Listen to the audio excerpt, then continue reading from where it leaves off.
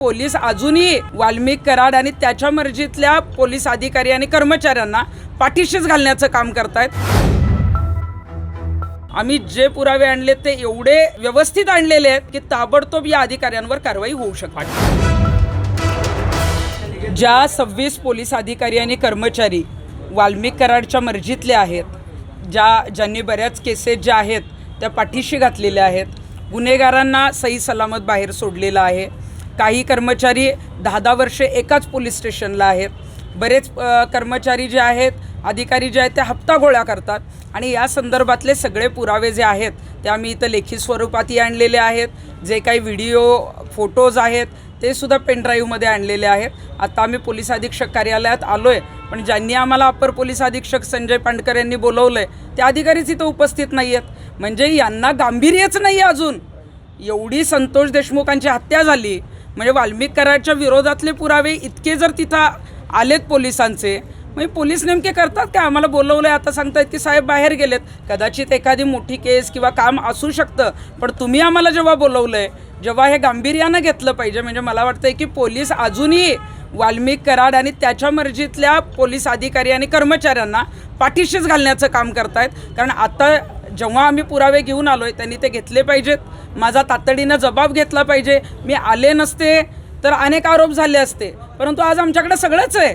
तुम्ही तातडीनं त्यांची बदली केली पाहिजे। पुरावे सगळ्यांचे असे आहेत की ताबडतोब जिल्ह्याच्या बाहेर त्यांना टाकलं पाहिजे। आणि माझी तर आता मुख्यमंत्री, गृहमंत्री आणि या जिल्ह्याचे पालकमंत्री अजितदादा पवार आहेत, त्यांना सांगणं आहे की आता अधिवेशन चालू आहे 27 तारखेपर्यंत, तोपर्यंत तर यांना जिल्ह्यातनं बाहेर काढून यांना निलंबितही केलं पाहिजे, तर बीडमधील गुंडाराज रोखू शकतो।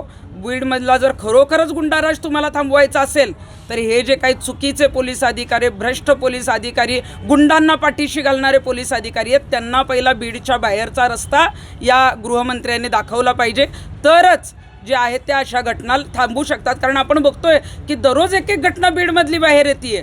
एवढं सगळं होऊन सुद्धा कायदा सुव्यवस्थेचा प्रश्न जो आहे तो बीड जिल्ह्यामध्ये ऐरणीवर आहे आणि म्हणूनच तातडीनं या पोलीस अधिकाऱ्यांवर कारवाई झाली पाहिजे। पुरावे आणलेत, गोपनीय चौकशी 24 तासाच्या आत करा। आम्ही जे काही पुरावे दिलेत ना ते सत्य आहेत का काय आहे सगळी गोपनीय चौकशी करा। आम्ही जे पुरावे आणलेत ते एवढे व्यवस्थित आणलेले आहेत की ताबडतोब या अधिकाऱ्यांवर कारवाई होऊ शकते। असं वाटतंय कोणतरी? हो मला असं वाटतंय की नवनीत कावत हे जे पोलीस अधीक्षक आले तेव्हापासून निश्चितच चांगलं काम चालू आहे, परंतु अजून असे अधिकारी आहेत की जे जुनेच अधिकारी आहेत इथं, जे वाल्मिक कराडच्या कदाचित आत्ताही त्यांच्या टोळीशी संपर्कात आहेत आणि म्हणूनच आत्ताही पाठीशी घालण्याचं काम जे आहे ते केलं जातं आहे। कारण पालकमंत्रीसुद्धा धनंजय मुंडे जरी नसले तरी राष्ट्रवादी पक्षाकडंच ते पालकमंत्रीपद राहिलं आहे। मग अजितदादा तर कुठं दिसत नाही आहेत। अजितदादा दरवेळी म्हणतात की खूप चांगल्या पद्धतीचं ते काम करतात, स्पष्ट वक्ते, दररोज एक घटना बाहेर येते, दादा त्या बाबतीत काहीच बोलत नाहीत। मग दादा नेमकं पालकमंत्री चालवत आहेत का त्यांच्या आडून धनंजय मुंडेच अजूनही पालकमंत्रीपद बघतायत? कारण ज्या पद्धतीनं आष्टीची घटना पुढे आलेली आहे, ती खोक्या भोसलेची घटना पुढे आलेली आहे, सगळ्या मारहाणीच्या घटना आहेत। काल नागरगोजे नावाच्या शिक्षकाची जी आहे ती आत्महत्या झालेली आहे आणि वेगवेगळ्या लोकप्रतिनिधींचे सुद्धा कार्यकर्ते जे आहेत ते मारहाण करतानाचे व्हिडिओ बाहेर येत आहेत। मग पालकमंत्री करतायत काय? मग पालकमंत्री बदलून काही बदल झाला आहे का? फरक झाला आहे का? जर झाला नसेल, जर गुंडाराज इथला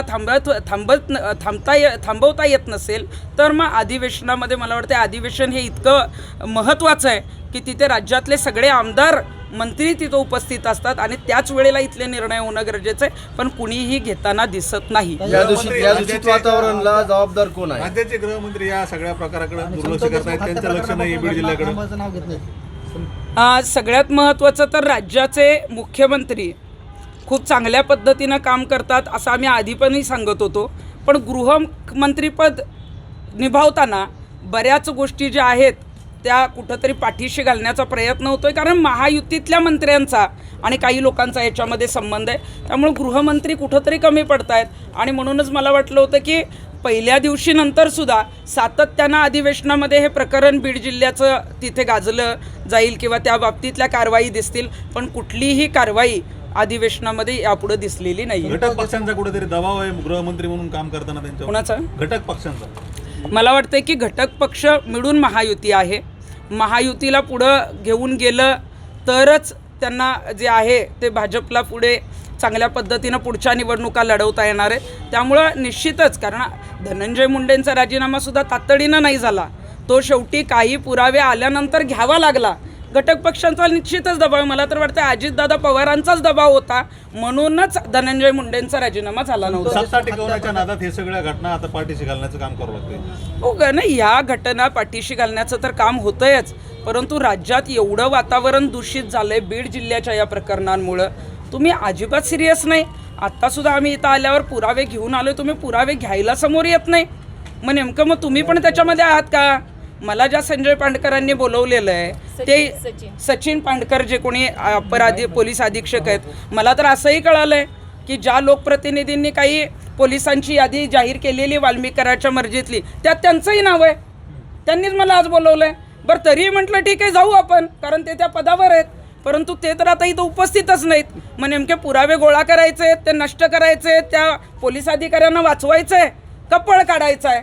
मला नेमकं काहीच कळत नाही. तुम्ही आम्हाला बोलवताय, आम्ही जबाब देतोय आणि तुम्ही काहीच करत नाही. संतोष देशमुख हत्या प्रकरणातील आरोपी कृष्णा आंधळे अद्यापही फरार आहे. केलं गेलंय ते मला वाटतं ही पूर्णपणे पोलिसांची चूक आहे. मी आज जी काही 26 जणांची यादी आणलेली आहे त्यात एक कर्मचारी जो आहे तो चिंचोली बीटचा बाळासाहेब बांगर आहे, आणि जेव्हा संतोष देशमुखांची हत्या झाली ती चिंचोली बीटमध्ये झाली, त्यामुळे बीट प्रमुख हा महत्त्वाचा असतो.